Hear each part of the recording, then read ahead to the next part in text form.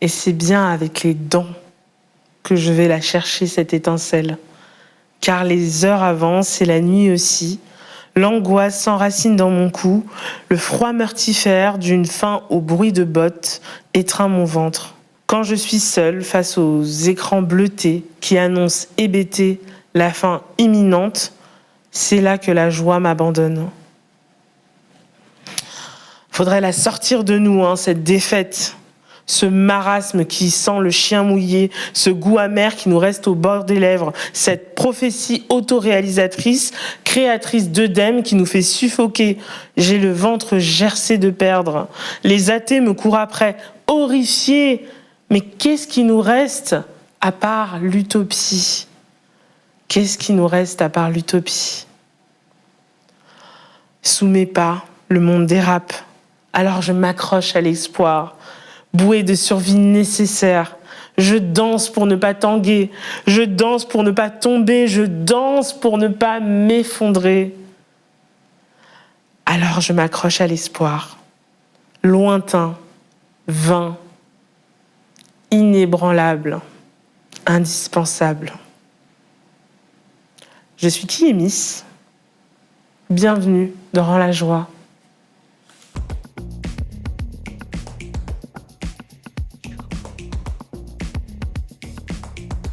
Bonjour Yala Kisukidi. Bonjour.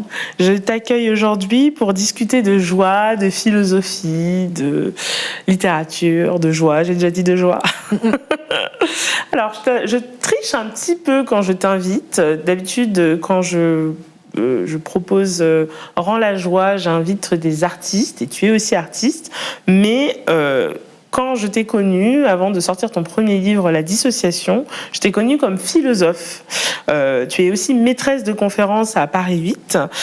Tu as publié donc en août 2022 ton premier roman, La Dissociation, aux éditions du Seuil. Est-ce que ça te convient comme description ? Je crois que c'est parfait. Merci beaucoup. Super. Alors, pour démarrer, je demande toujours à mes invités d'amener une image qui leur évoque la joie. Et donc, tu as choisi l'image qu'on va voir derrière nous. Est-ce que tu peux nous la décrire et nous dire pourquoi tu as choisi cette image ? Alors, cette image, elle est importante. Elle a été prise... c'est une photo personnelle.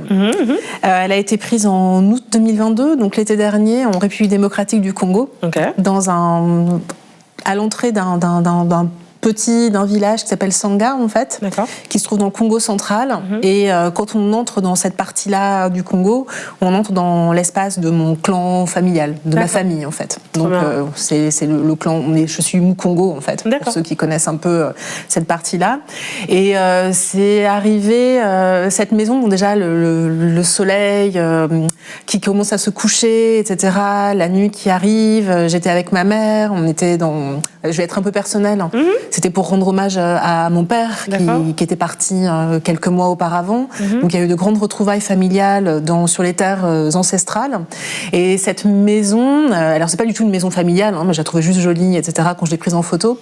Mais en tout cas, tout cet espace-là, je pourrais dire, incarne à la fois des espoirs, ce dont tu parlais peut-être au début, des rêves, des défaites, etc. Et tout s'incarne en fait sur cette terre. Cette terre-là, en fait, c'est à la fois une terre réelle, une terre familiale, mais aussi une terre de projection onirique, politique, existentielle.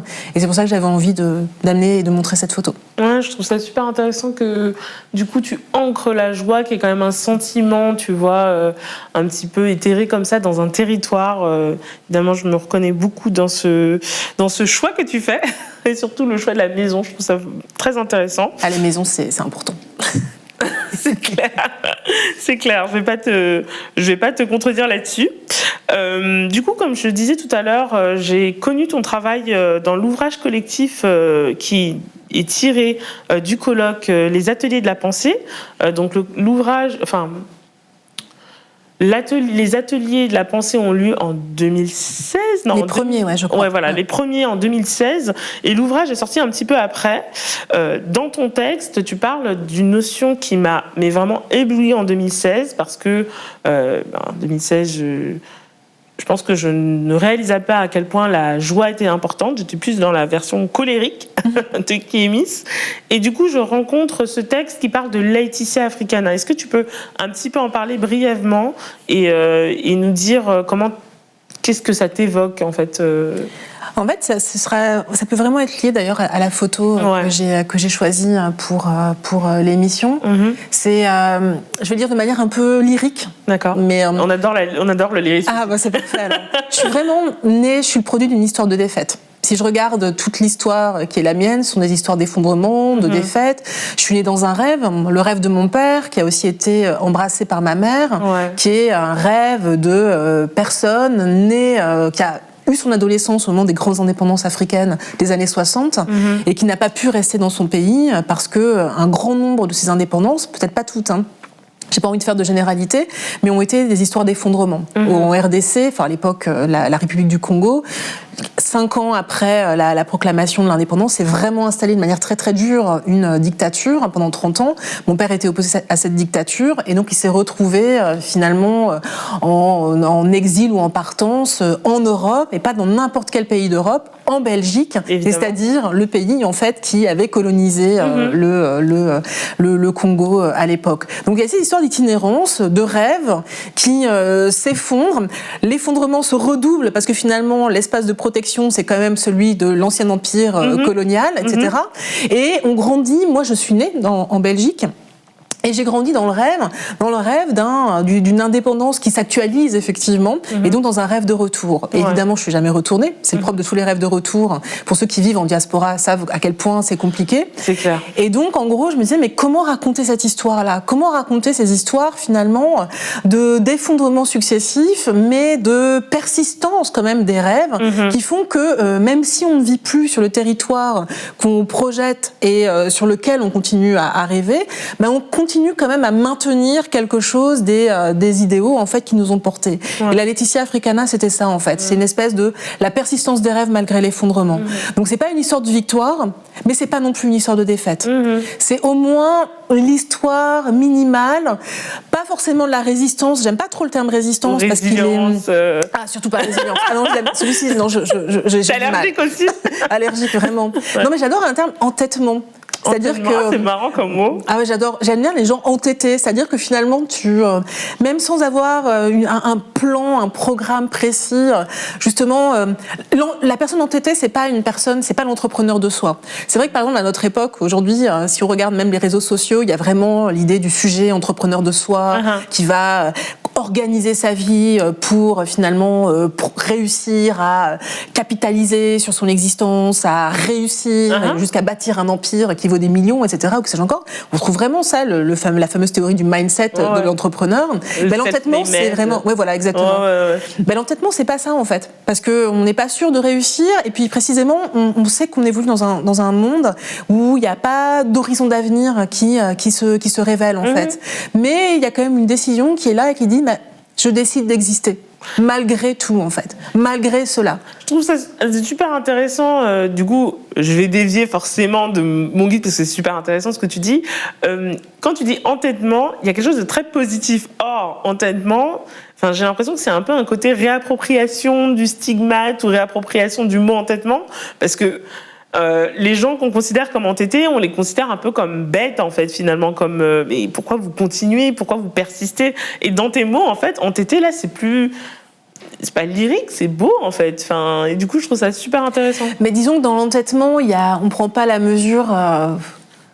C'est pas ce qu'il y a de la bêtise de l'entêté, c'est que justement, c'est, comment dirais-je, celui qui va s'engager dans une entreprise qui est vouée à l'échec.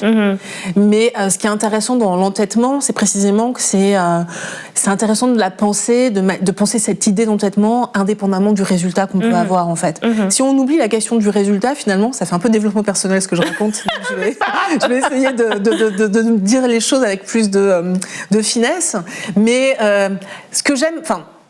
Quand on vient du monde de la défaite, là je le dis encore de manière très lyrique, c'est Et quand on a perdu la perspective éventuellement de ce que peut être une victoire, la victoire, elle vient comme par surprise et on peut s'en réjouir en fait. Mais si on est dans un horizon où aucune victoire n'est après tout certaine, etc., moi je trouve quand même une certaine jouissance à me dire que je suis toujours là, et pas simplement là comme un mollusque qui s'étale, mais là comme une personne qui trace encore justement des brèches utopiques dans un donné qui est absolument sans horizon en fait. C'est pas forcément un autre monde est possible, même si j'aime bien cette phrase, j'aime énormément en fait, mais en tout cas c'est certainement pas la phrase il n'y a pas d'alternative. Totalement. Mais ce que je trouve aussi intéressant, c'est que finalement, et je vais être aussi très rapide, ce que tu dis sur le fait de s'entêter, c'est aussi l'expérience humaine, j'ai l'impression, parce que si on n'est pas croyant, la vie s'arrête à un moment. Donc pourquoi, il y a aussi ce côté de se dire, pourquoi continuer ? Et en tout cas, pour moi, c'est important aussi de réaliser que cette question de l'entêtement ou de l'espérance ou de la foi, en fait, on l'a tous à des degrés différents. C'est-à-dire que c'est forcément nous, parce que si on continue à se lever le matin, si on s'allonge pas et qu'on meurt pas, en fait, on a forcément cette bribe d'entêtement. Après, il y a des gens qui l'ont conscientisé, qui l'ont établi ou qui la réaffirment de manière plus puissante. Mais j'ai l'impression que c'est quelque chose qui est présent chez chacun d'entre nous. C'est important pour moi de le dire, tout le monde peut être entêté. Je sais que ça fait développement personnel, mais moi, je ne déteste pas le développement personnel. Donc voilà, je trouve ça ultra intéressant pour en parler pendant des heures. D'ailleurs, j'ai quelque chose à dire. Ah dis-le. On est là pour ça. Non, mais je pense il y a un théologien, quand j'ai passé un petit bout de ma vie hors d'Europe et aux États-Unis, et j'ai rencontré un théologien qui m'a beaucoup marqué, qui s'appelle un théologien de la libération, un théologien noir de la libération qui s'appelle James Cone. Ouais. Et j'avais suivi ses cours, des cours extraordinaires sur James Baldwin, Malcolm X, Martin Luther King. Ouais, on adore. J'étais très heureuse. Ah ouais. Et un jour, on a eu une grande discussion, et en fait, c'est un homme de foi en fait, mais sa compréhension de la foi, elle peut tout à fait être appréhendée de manière très laïque en fait, très laïcisée. Et il disait en fait, en parlant des luttes des Noirs aux États-Unis, en fait, il disait qu'elles étaient tenues par la foi, c'est-à-dire, et avoir la foi, c'est quoi ? C'est juste tenir. Mais totalement. Exister. Mais totalement. Exister. Et c'est pas se contenter de peu que de dire cela, en fait. Parce que quand on est confronté à un monde qui vous submerge par sa volonté de destruction, par, ces pulsions de mort qui le travaillent, en fait, tenir, pas forcément dans une espèce d'optique volontariste, je tiendrai envers et contre tout, etc., mais juste dire que je tiens précisément parce que il est des choses dans ce monde auxquelles je tiens. Malgré la mort, il est des choses auxquelles je tiens.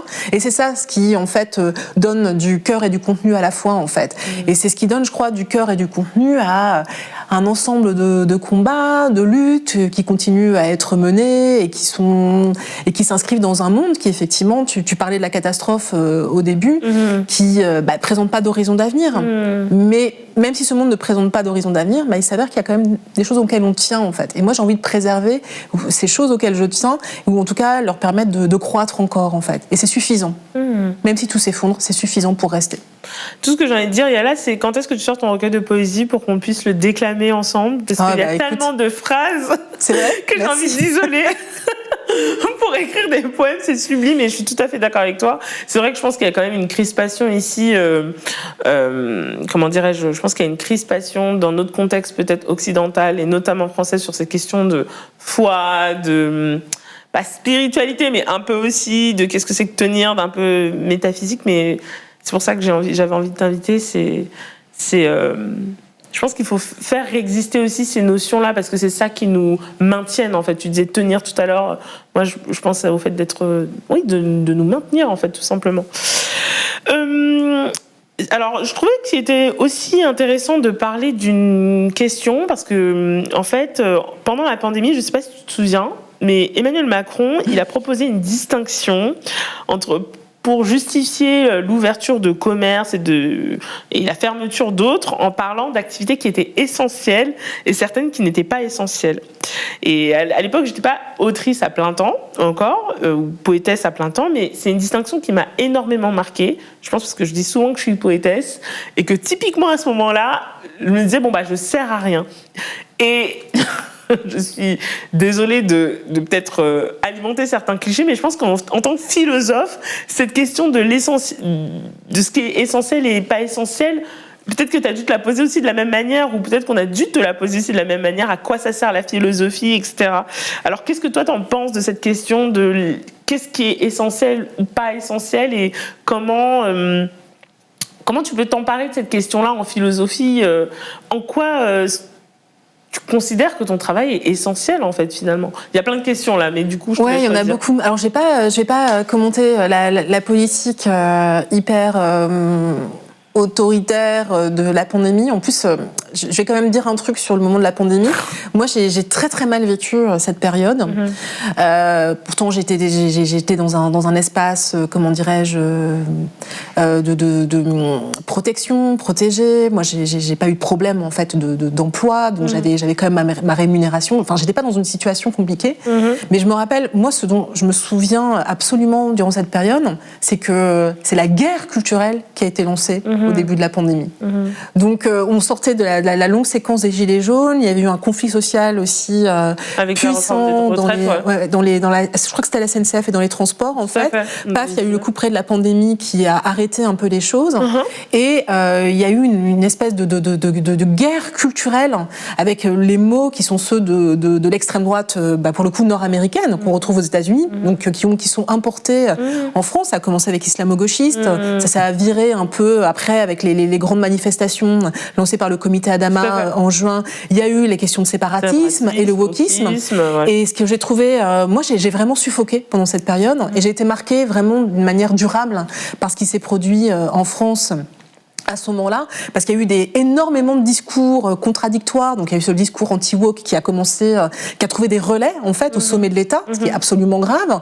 Au même moment, il y avait un discours sur la tentative de refonder la relation entre la France et l'Afrique pour sortir la France d'une espèce comment dirais-je, d'accusation de néocolonialisme qu'on lui opposerait souvent dès qu'elle s'investit sur le continent africain.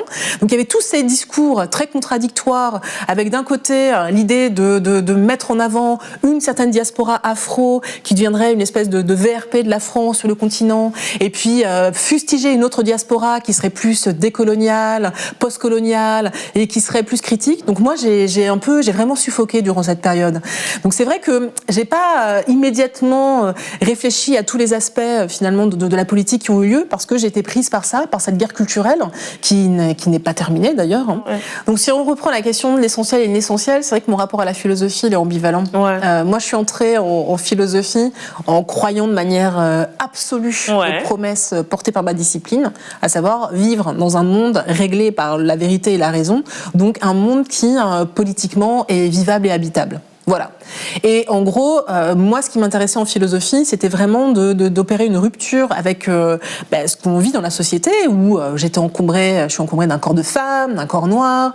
Je viens pas d'un milieu bourgeois, donc je porte aussi les stigmates de ma cité, en plus en province. Donc c'était c'était le pire. C'est encore un délire. Ça rajoute.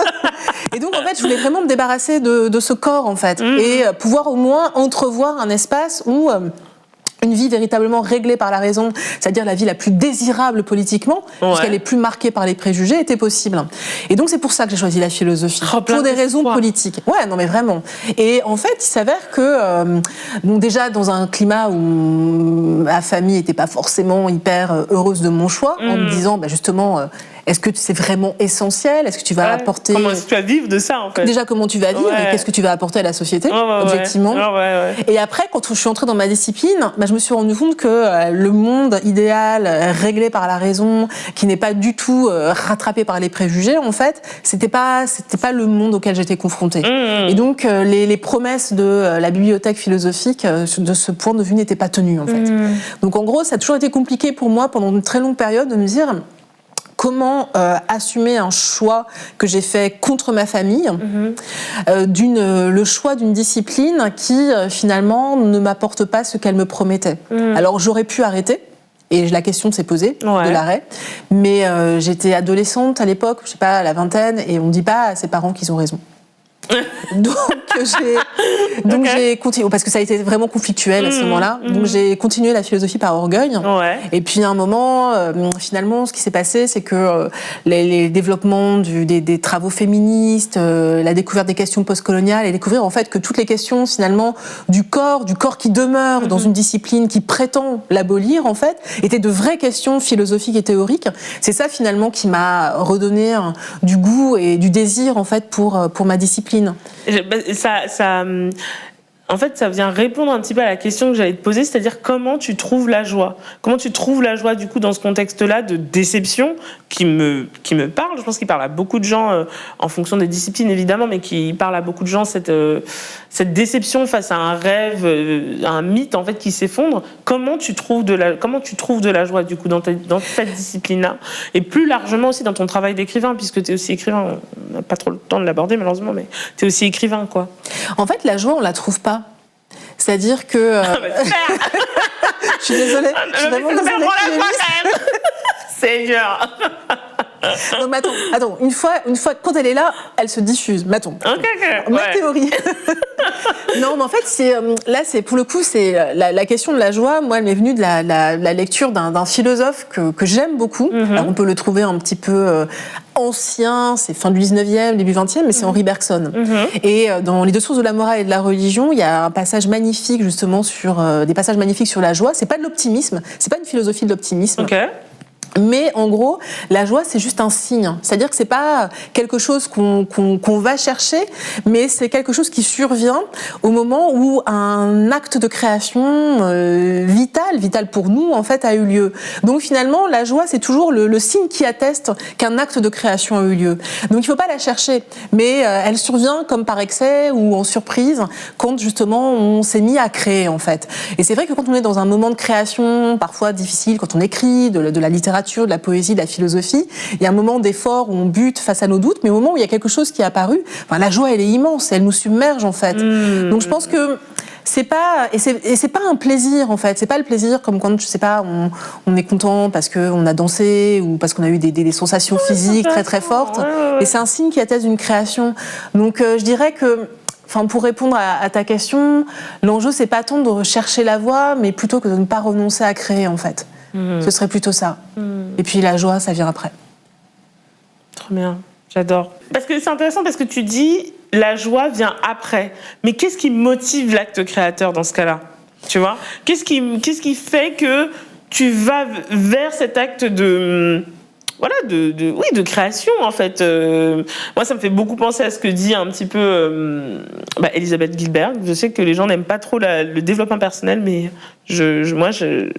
j'y trouve du plaisir justement. Et elle parle justement de cet acte créateur, du miracle, toujours dans le lexique religieux, je sais, mais du miracle de l'acte créateur. Et du coup, je me pose la question, mais qu'est-ce qui l'impulse en fait finalement? Si la joie n'est plus un impulseur, mais un signe, donc qui vient après, qu'est-ce qui impulse? Mais je crois, en fait, c'est ce qu'on disait tout à l'heure. À un moment, alors, il y a des mots un peu lourds qu'on utilise en philosophie comme nécessité, etc. Moi, j'aime pas trop ce terme, en fait. Parce que j'aime les choses plus aventureuses ou autres. Mais je pense à un moment, quand tu prends conscience de ce à quoi tu tiens, en fait. Et après, confronté à ce à quoi tu tiens, tu peux toujours décider de ne pas tenir compte de ce à quoi tu tiens. Mais quand tu commences à prendre en compte le fait que certaines choses t'accrochent à l'existence, c'est là où finalement elles ont du prix. Et donc c'est l'amour alors? Ça peut être l'amour, pourquoi pas? Mais l'amour dans un sens large, puisque ce à quoi tu tiens, c'est l'amour alors du coup? Je sais pas en fait. Mais là c'est intéressant parce que j'ai pas de réponse toute faite. Mais par exemple sur la question du roman, là j'ai vraiment eu une expérience d'échec en fait. C'est-à-dire j'avais écrit un premier texte, un premier roman, et ça m'avait déjà pris du temps en fait. Et il s'est écrit dans des circonstances tout à fait particulières parce qu'il y a eu un moment où je n'arrivais plus à écrire parce que j'étais dans une situation très compliqué, où j'avais l'impression qu'il fallait que On connaît. Enfin bref, c'était très compliqué. À ce moment-là, je me sentais pas libre en fait. Et quand j'ai recommencé à me sentir libre, j'ai repris l'écriture du roman. Et ce que ça a donné, ça ne convenait pas. Oh là là, my God. Et c'était quand même 350 pages, bah oui, en fait, non, mais j'imagine, etc. Ouais. Et à un moment, la décision, donc je l'avais fait lire à des amis qui m'avaient dit, ouais, tu peux corriger ça, etc. Et c'est pas mal et tout. Puis je me dis, bon, bah, je vais reprendre le texte. Et en corrigeant, je me dis, je ne veux pas corriger ce texte. Je ne veux pas. Et la question, c'est, est-ce que je reprends ? Est-ce que je reprends pas ? Est-ce que j'arrête ? Ça y est, bon, bah, c'est un échec. Stop, ouais. Et je me suis dit, non, j'ai pas envie d'arrêter. L'entêtement. Voilà, c'est ça, j'ai pas envie. Et ça me fait souffrir parce que j'ai écrit 350 pages qui ça ne va pas du tout. Mon Dieu. Je suis pas contente. Après, on peut aussi s'inhiber, ou comment dirais-je, se réduire, parce qu'on a des exigences qui sont peut-être trop élevées, etc. Ouais. Enfin, un ensemble de choses. Mais moi, j'avais envie de continuer parce que j'y tenais, en fait. Je sais pas si c'est par amour de la littérature, je pourrais pas dire ce genre de choses. Je trouve ça trop, là, pour le coup, c'est trop lyrique pour moi. Mais c'est ce que j'avais envie de faire. Et puis, j'étais prête à ce que ça ne marche pas, en fait. À nouveau. Et puis, mais après, à la fin, quelqu'un, je sais pas, aurait écrit un texte sur moi, peut-être en disant celle qui a essayé d'écrire, mais qui n'a jamais réussi. Et ça aurait été mon histoire. Et après tout, c'est pas grave. Mais voilà, en fait. J'y tiens. Et finalement, t'as tenu et le livre est là. Donc, comme quoi, je comprends ce que tu dis quand tu dis, de toute façon, la finalité, c'est pas ce qui se passe, c'est plus le fait d'y avoir tenu. Mais bon, moi, je suis obligée quand même de me rendre à l'évidence. De fait, ça a produit quelque chose. Il y a eu... Le livre est là, en fait, finalement. Ah oui, mais il n'était pas question justement qu'il soit pas là. Si j'ai tenu, c'était pas la beauté du geste, en fait. Ouais, mais ça, c'est aller au bout. C'est pas l'expérimentation, du coup. Ah non, vraiment, je voulais aller au bout, que ça existe. Que ça existe, Et après, bon, une fois qu'il existe, de toute façon, il t'appartient. Oui, il t'appartient plus, clair. Et puis tu sais pas comment il va exister. Totalement. Mais au moins faire ça, c'était important pour moi. Voilà, c'était vraiment important pour moi.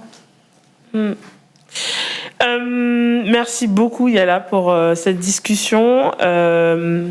Est-ce que tu as peut-être une recommandation culturelle qui t'amène de la joie ? Ça, c'est égoïste.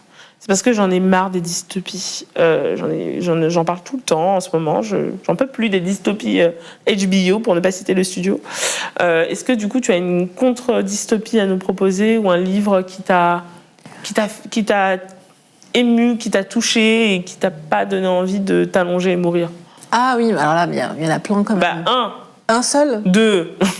Allez, deux. Alors moi, j'adore le jazz. Moi aussi, j'adore le jazz, ouais. Donc, je pense qu'un de mes albums préférés de John Coltrane, Koulous et Mama, ça ne me donne jamais envie de mourir, au contraire.